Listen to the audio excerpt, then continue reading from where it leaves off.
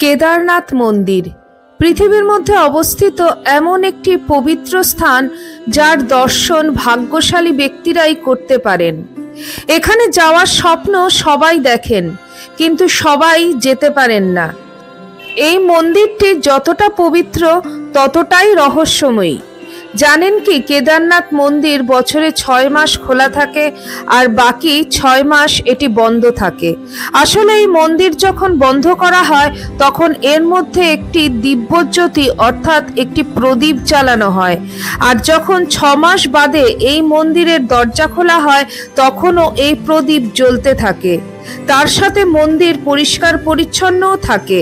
তাই বলা হয় যে যখন এই মন্দিরটি বন্ধ থাকে তখন এখানে দেবদেবীরা এসে 6 মাস পুজো করেন। তারাই এই দিব্যজ্যোতিকে জ্বালিয়ে রাখেন।